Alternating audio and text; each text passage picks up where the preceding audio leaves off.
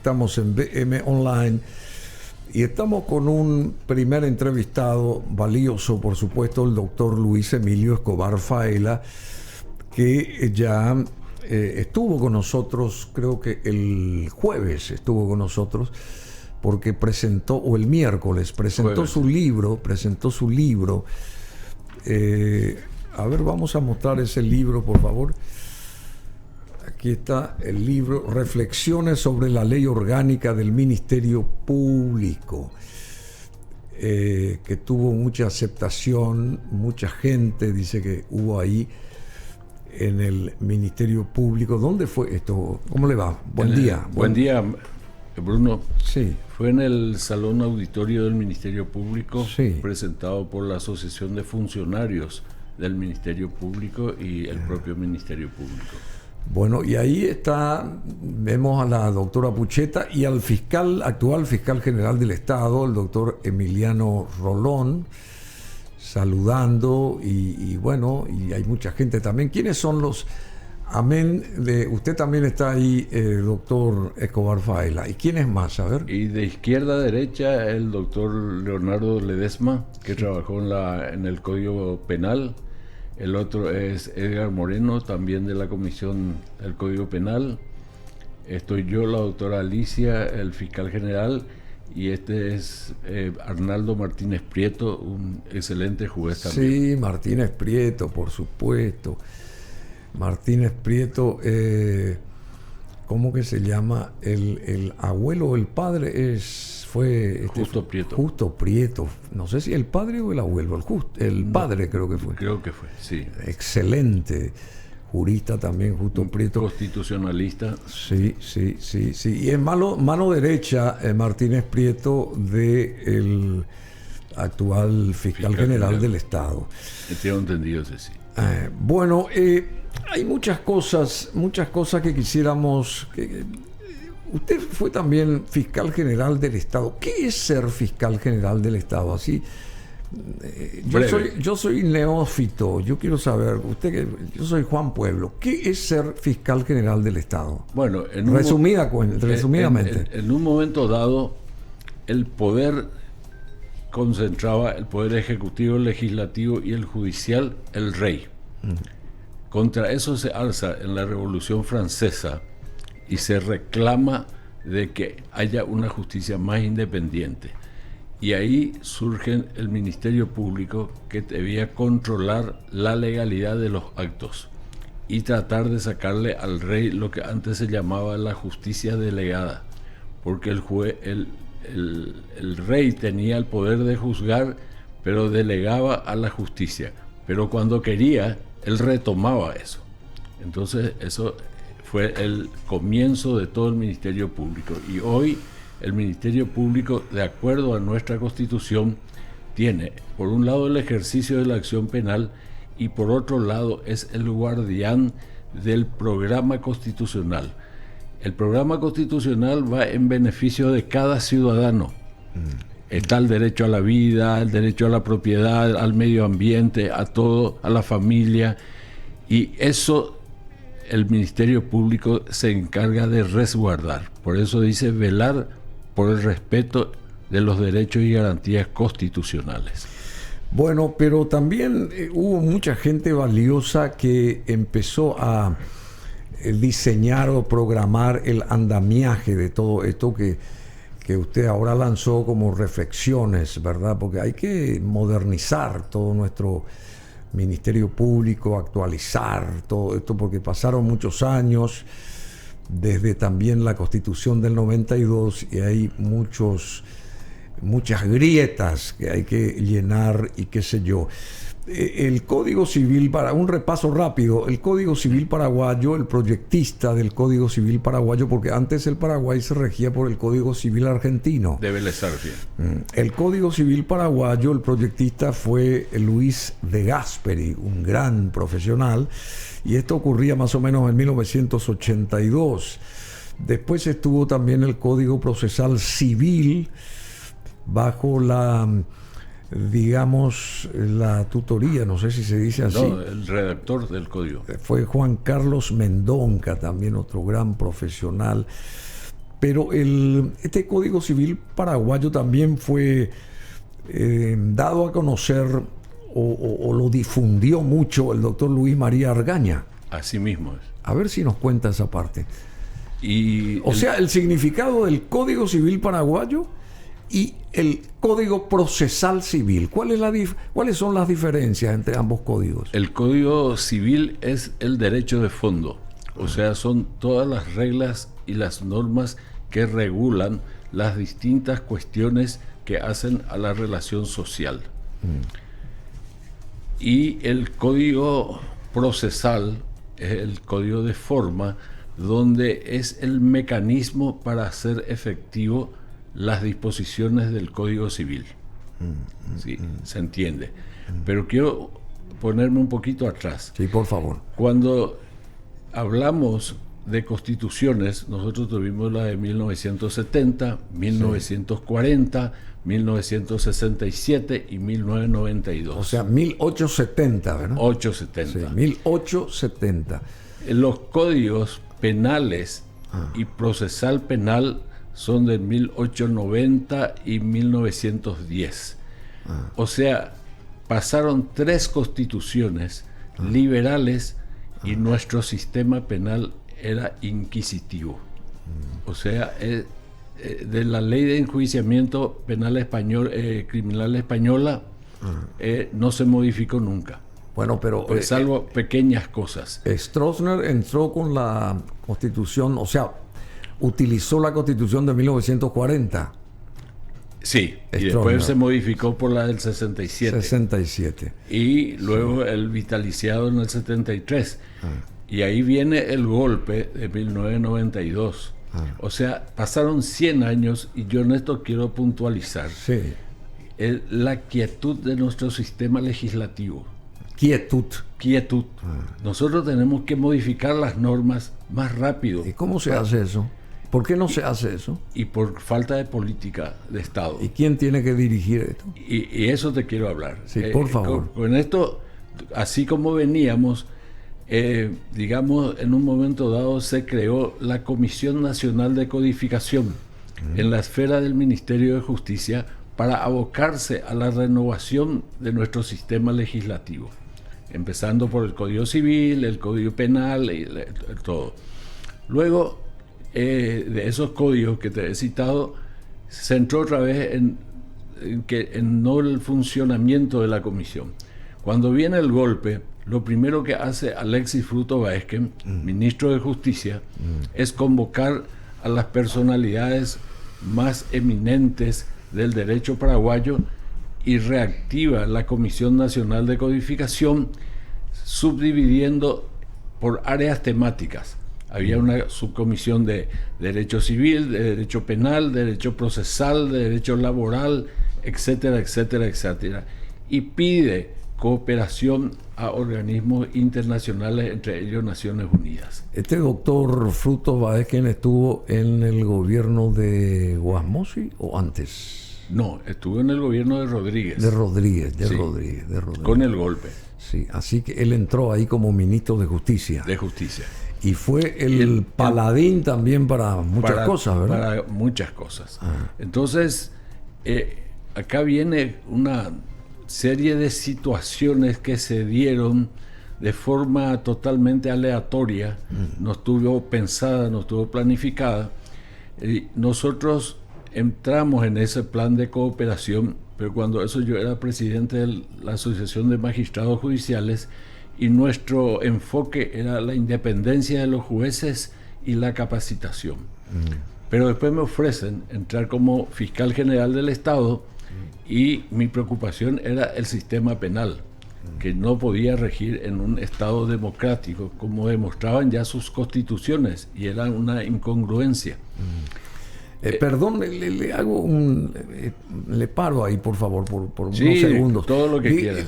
Esta cuestión de los reos en las cárceles, que hay una cantidad de reos que sí tienen condena y hay muchísimos que nadie sabe ni qué están haciendo ahí. ¿Cómo se puede reorquestar esto? Porque realmente es deplorable que se tenga así un sistema en este siglo XXI, ¿verdad? Acá esa fue mi intención, recopilar un poco para poder tener una visión de dónde estamos parados, qué hicimos y qué no hicimos. En la época ya de Frutos Baesken, uno de los programas de estas misiones de cooperación era el tratamiento de los reos para descentralizar las prisiones y para reinsertar a estos miembros en la sociedad civil. Porque ese es el gran punto. Y eso sigue siendo nuestro problema hoy. ¿Y cómo se aborda esto? Y se aborda por la política criminal. Y acá tenemos, Ministerio de Justicia tiene su viceministro de Política Criminal, Ministerio del Interior tiene política criminal, Ministerio Público tiene política criminal, la policía tiene política criminal. Ninguno trabaja en conjunto. Claro, ninguno trabaja en conjunto. Cada uno tiene su programa aislado y se limitan a copiar estadísticas, números. Vos esos números tenés que hacer aterrizar en programas concretos que tengan como objetivo la reinserción. Y además no podés seguir siempre buscando más represión, más policía, más cárceles, y no haces prevención. Te pongo un ejemplo de la calle. Sí, a ver. Claro. Cada año, cada 2 años, se interviene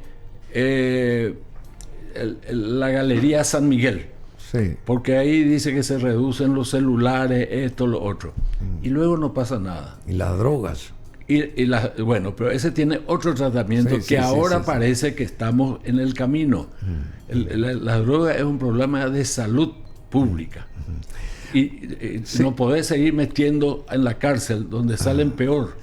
Justamente, ¿qué es una cárcel? ¿Una cárcel es una jaula para seres humanos o para seres que son tratados como animales? Yo diría... ¿Cuál es el significado de meter a la gente ahí? Yo diría, si vos conocés Tacumbú, diría que es una jaula infrahumana. Infrahumana, por eso. El que está ahí no tiene condición humana. Sí, no tiene condición. Ni siquiera hablemos de derechos humanos. Y por eso justamente yo le pregunto, doctor Escobar Faela, ¿cuál es la misión de hacer cárceles, de gestar cárceles, de meter a la gente en la cárcel? ¿Y dónde está la reinserción dentro de la sociedad? Porque ese debería de ser el objetivo, ¿verdad? Yo creo que vos pronunciás muchas veces en distintas circunstancias una palabra que se llama integral. Sí. Entonces acá también se aborda de una forma parcial. Entonces, más cárceles, más policía, más esto. ¿Y cuánto se invierte de eso en prevención?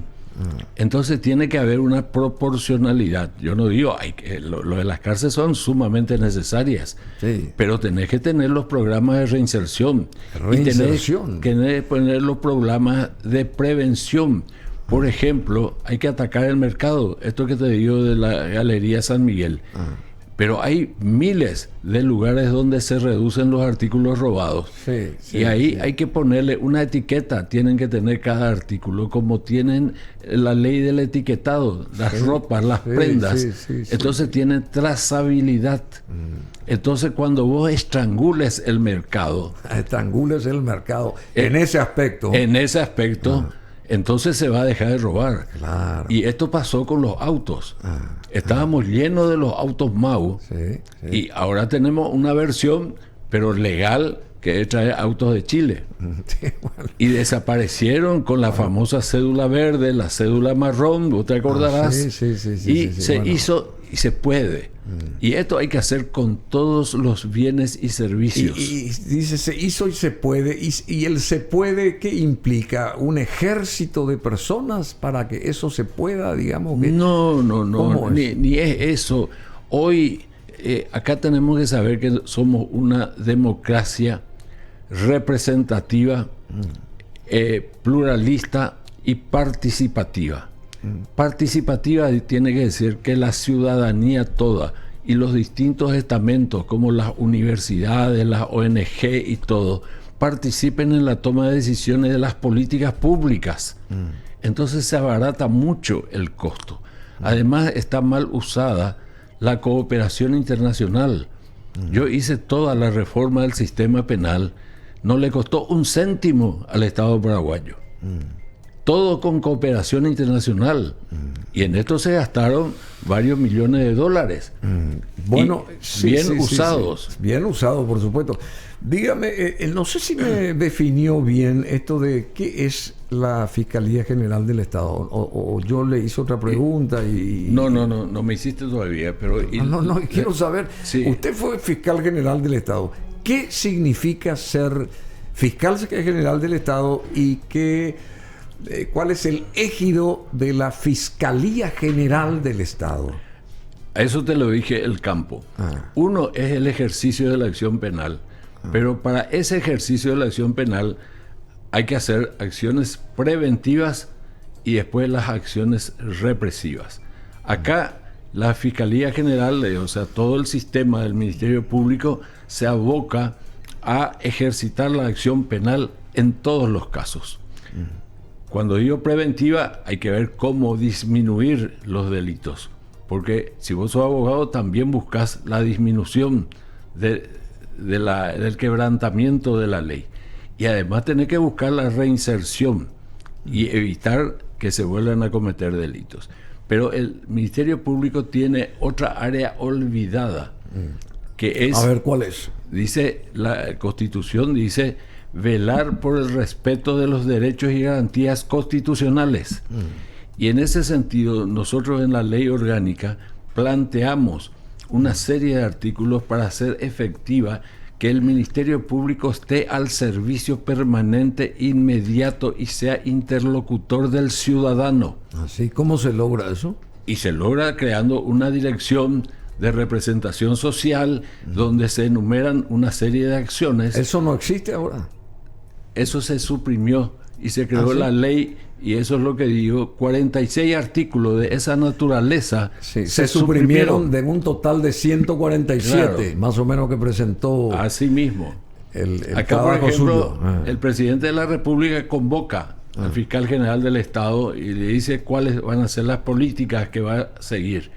En el anteproyecto, nosotros establecíamos que para pedirle algo al fiscal general del Estado, el Poder Ejecutivo tiene que hacerlo por escrito, fundado. Sí, claro. Porque es una política. Si se quiere atacar el narcotráfico con tales y tales y tales acciones, y se necesita la colaboración del Ministerio Público, tiene que dirigir un oficio fundado. Y el fiscal se puede oponer a eso. Y en ese caso se remite al Parlamento para que el Parlamento diga se va a hacer o no se va a hacer. Esa normativa que estaba en nuestro anteproyecto se suprimió. Pero ahora es mucho más necesario que en aquella época, porque ahora la interrelación de los cuerpos de seguridad de los estados regionales es más... Exige mucho más. Exige mucho más. Bueno, y nosotros tenemos muchos, digamos... tenemos buenas intenciones, pero departamentos estancos individualmente. No hay una organización central sobre todo esto, ¿verdad? Eso es lo que falta acá, una conexión, interconexión. Sí, existe una luz de esperanza. Sí. Yo creo, a mí me gustaría hacerlo más amplio y más explicitado. Sí. Hay una didáctico. Hay una estrategia anticorrupción. ¿Cuál es? Que el Poder Ejecutivo trató de nuclear al Poder Legislativo, al Poder Judicial, al Ministerio Público, a la Contraloría General de la República, y tienen una serie de acciones estratégicas que para mi parecer son mínimas. Pero el concepto de un trabajo articulado, interinstitucional y multidisciplinario me parece de lo mejor. Ojalá se pueda desarrollar, y aparentemente existen otros programas con esa misma visión. ¿Cuál es la diferencia entre cómo se hacía este trabajo antes del 89 y después del 89? Está bien, se abrieron compuertas, todo lo que se sabe, pero no sé si el resultado es inferior o es superior a lo que se tenía antes en este sentido de saber quién es el criminal, a quién hay que perseguir, se logra el objetivo, no se logra el objetivo, no porque depende de tal organismo, de esto, de lo otro, y se deriva ahí y se pierde en la ontananza, Así mismo. como se dice. ¿Es así o no? Te doy la respuesta. Sí. Antes del 89, este era un sistema inquisitivo. ¿Qué significa sistema inquisitivo? Sí, la Inquisición. De la Inquisición, donde a través de la tortura y de la policía se obtenía la declaración del reo. Y eso se remitía al juez, y para el juez era una Biblia. Y era el juez el que dirigía la investigación. Y el fiscal era un convidado de piedra. No hacía nada más que opinar en sus dictámenes. Sí. El fiscal. Eso nosotros rompimos radicalmente. Y hoy la policía... A partir del 92. Sí, a partir de la Constitución. De la nueva, sí. Del 90, la que nos rige. Claro. Y entonces la policía claramente dejó, o tendría que dejar de tener intervención, pero ya no tuvo poder sobre el sistema procesal. Entonces, hoy la policía solamente te puede detener 6 horas. Cuando 6 horas. Cuando te encuentran en flagrancias. Y en ningún caso, si no da en flagrancia y no tiene una orden judicial. Y a las 6 horas tiene que ponerle a disposición el detenido a un fiscal, que por supuesto es abogado. Sí. Ese fue el cambio radical. Hoy yo puedo caminar libre por la calle, que la policía no me puede tomar y apresar. Le puedo decir, no señor, ese es el derecho que tiene el ciudadano hoy. Ese fue el cambio. Sí, pero recién vimos también en imágenes acá, no recién, digamos, este fin de semana, vimos como un ciudadano que fue detenido ahí por una cuestión de documentación le da una trompada al policía. Eso está bien y lo noquea. Está mal. Eso está bien, está mal, mal. Pero con lo que usted dice quiere está decir mal. que nadie va a respetar nada. Entonces, no. Pero el tema es que en ese caso no tengo mucha información. Sí, pero yo de oído también toco, pero... Lo que yo creo que ocurrió ahí es que la policía caminera trataba de detener a un camión que estaba circulando por una vía que no correspondía. Sí. Y ahí el propietario de la empresa dueña del camión se acercó y se resistió al procedimiento policial. Sí. Y la policía, por lo que yo veo, estaba tratando de actuar correctamente y el ciudadano se extralimitó y actuó violentamente. Bueno, pero antes, como tocaste, en la policía de antes... Te decían, vos sos comunista y te metían adentro. Sí, yo no estoy defendiendo lo de antes ni nada. Yo sé, para comprender el cambio que se hizo. Por supuesto que se superaron muchas cosas, pero también hay que organizar. ¿Cómo pasa? Esto se tiene en todos los países y la gente ciudadana, la ciudadanía en general, que sabe que obra mal, respeta a la policía. No es que le enfrenta a la policía, no sé si me explico. Sí. Porque si no, ¿de qué policía, de qué orden se habla y ese tipo de cosas? Yo creo que acá se hizo un gran avance de lo que yo llamaría la civilidad. Sí, a ver. Y se respeta también a la policía. Se le respeta mucho más. Y la policía también entró en un proceso de educación a los nuevos tiempos y al nuevo sistema. Yo cuento todo su proceso. Claro, acá muy brevemente, pero la implementación de este nuevo sistema, trajo muchos problemas entre el Ministerio Público y la policía. No era fácil para la policía asumir un rol se adecuó al sistema antiguo, a sí mismo, tener que cambiar radicalmente, superar muchas cosas para adecuarse al nuevo. Claro. Pero lo que yo digo acá, no hay que conformarse con eso, sino hay que avanzar y hay que seguir mejorando el sistema para que podamos vivir en un real Estado social de derecho. Bueno, yendo a esto que hablábamos, el detenido por propinar un tremendo puñetazo a un agente de la caminera en Areguá, esto ocurrió en Areguá. El hecho fue grabado por testigos. La policía detuvo al dueño de un camión que agredió a un agente de la patrullera caminera, como bien decía el doctor Escobar Faela, y tras un control realizado en la ruta que une localidades como las de Areguá y Capiatá.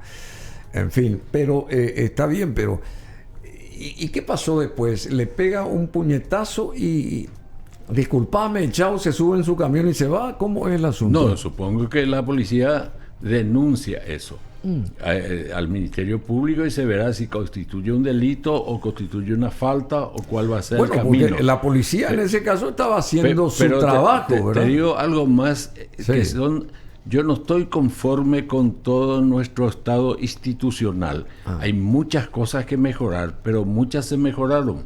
Por ejemplo, para estos casos, el Ministerio de Obras Públicas tiene una dependencia anticorrupción, donde vos podés denunciar todos los procedimientos que están erróneamente llevados a cabo.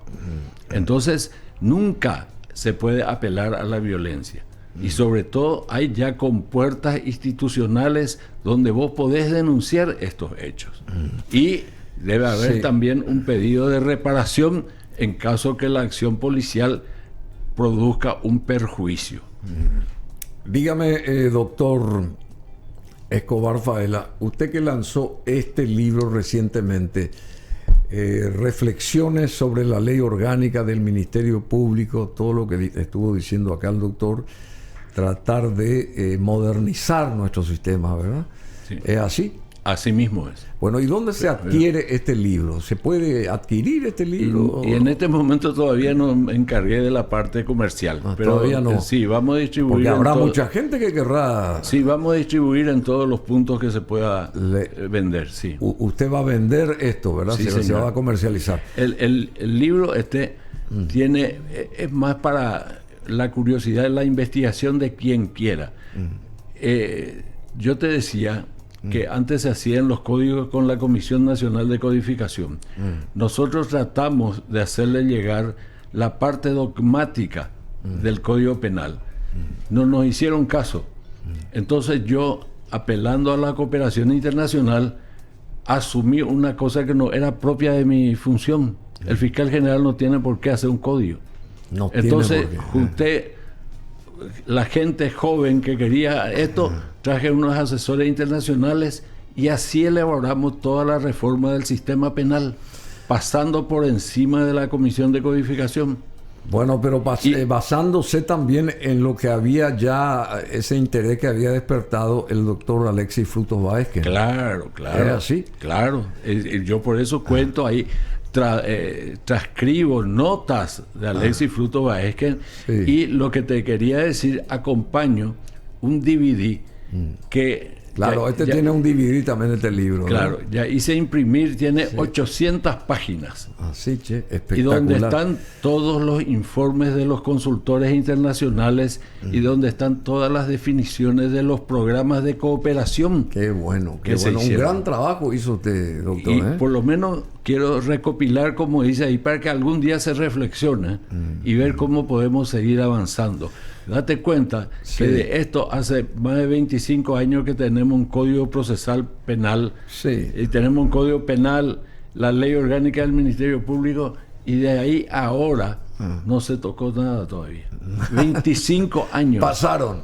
Y como muchas cosas en estos últimos 25 o 35 años, se hizo muy poco, en realidad, en todos los estamentos. Yo, haciendo breve y puntual, lo que querría es que desde el Parlamento haya una comisión permanente de renovación legislativa, participativa, amplia, con una plataforma digital donde se puede aportar, discutir, debatir. Qué bueno sería y eso. Se vaya conformando las cosas que hay ya que ir rectificando.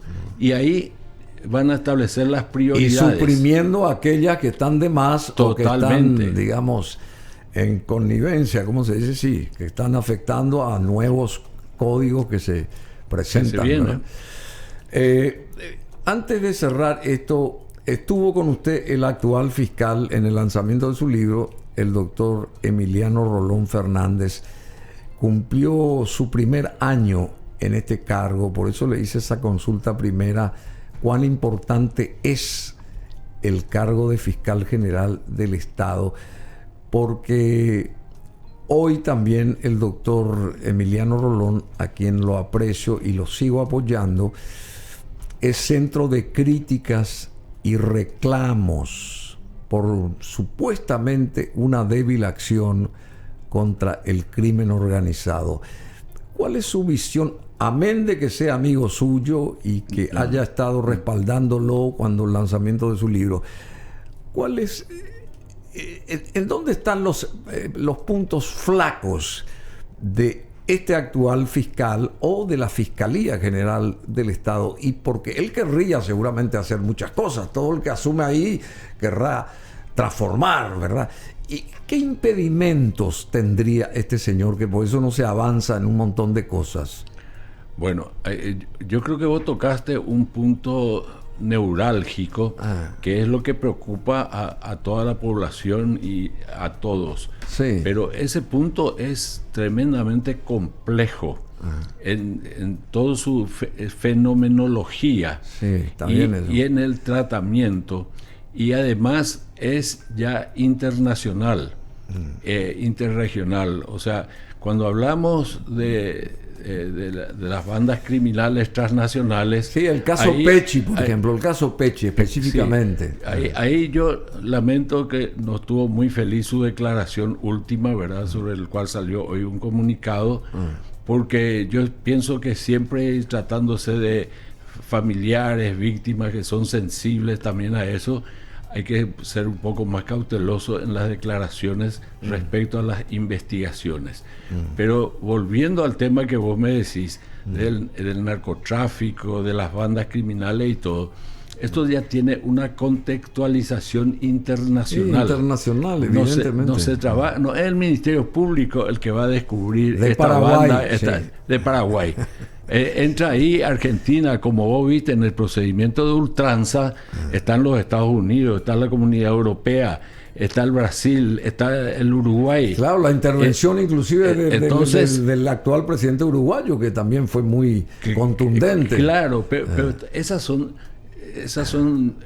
dichos sacados de contexto, porque es muy ligero opinar, aquí está. Sí, esto mismo te estoy diciendo. Esto se analiza en un contexto mucho más amplio, regional y global. Con policía de Estados Unidos, de inteligencia, esto de la Unión Europea. El caso de ultranza es uno de los casos más paradigmáticos para poder opinar y decir esto.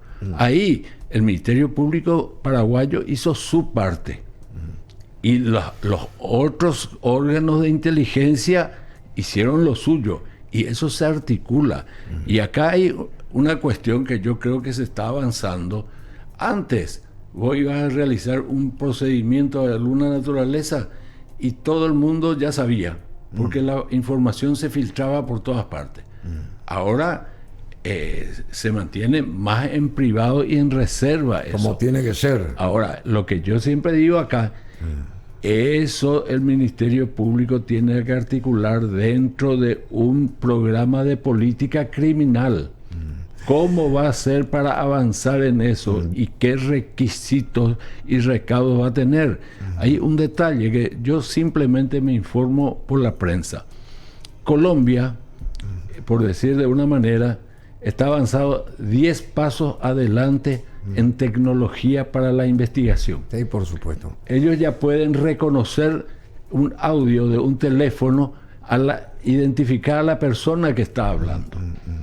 Entonces eso no tenemos. Todo eso hay que considerar. Por eso yo no me aventuraría a emitir una opinión sobre la labor de alguien o de una institución. Bueno, hay senadores nacionales que tranquilamente lanzan hasta difamaciones contra el fiscal general por su supuestamente no actuación correcta.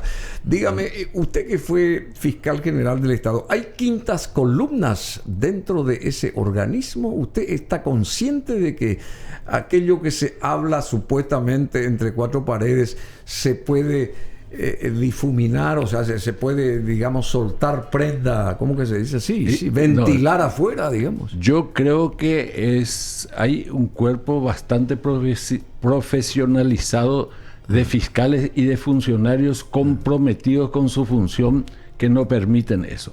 Pero también existen feudos de gente que está en la corrupción. Porque recién digo usted, esto tiene que trabajarse privadamente, que no salga al aire, que no se ventile, porque si no, el fulano aquel se va a escapar. Si ya leyó por el diario que le iban a perseguir.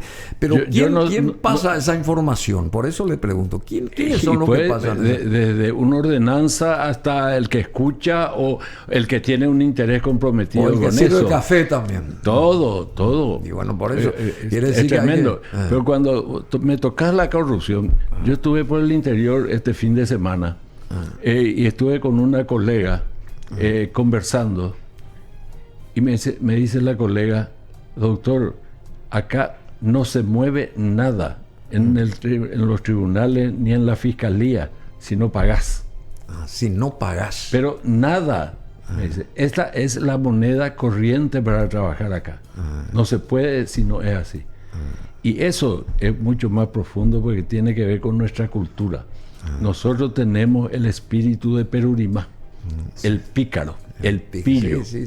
Entonces, hay que trabajar en todos los campos, no rendirse, pero hay que crear institucionalidad. ¿Usted cree que se va a llegar a tratar de mejorar esto alguna vez? Yo creo que sí.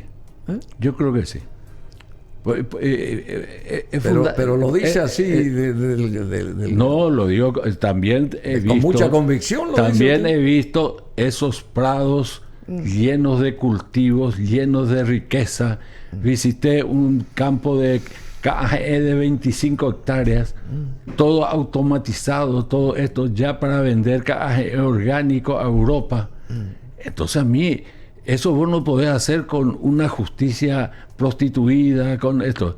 Tenemos que fortalecer institucionalmente para que la economía pueda funcionar y que podamos conquistar mercados europeos y del mundo. Si no, no va a venir nadie acá a invertir.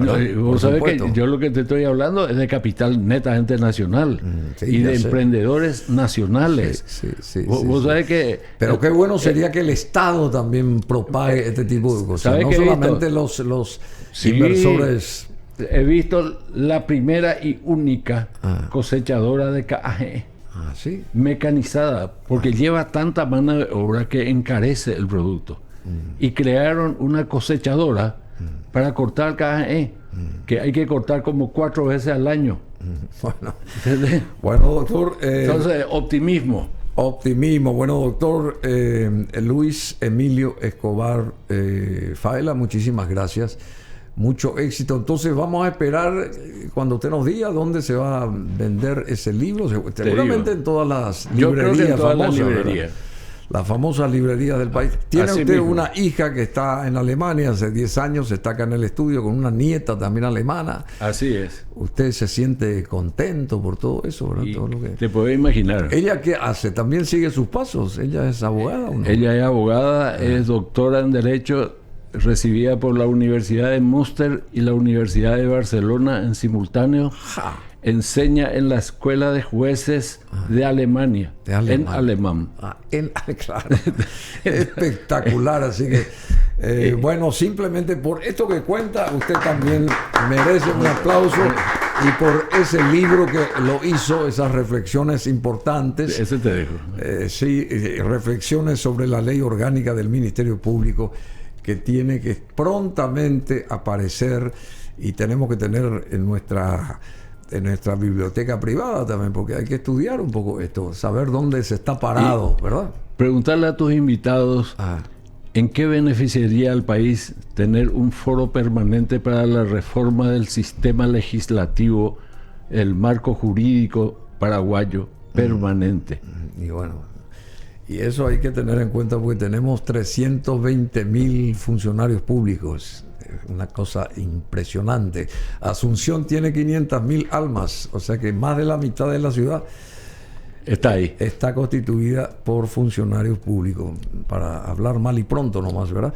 Y tiene que reducirse todo esto, reducirse ampliamente, y la gente tiene que prepararse, tiene que estudiar y tiene que saber más acerca de cómo funciona nuestro Ministerio Público, nuestra justicia y ese tipo de cosas, porque hay tantas cuestiones que hacer. Bueno, doctor Escobar Faela, muchísimas gracias.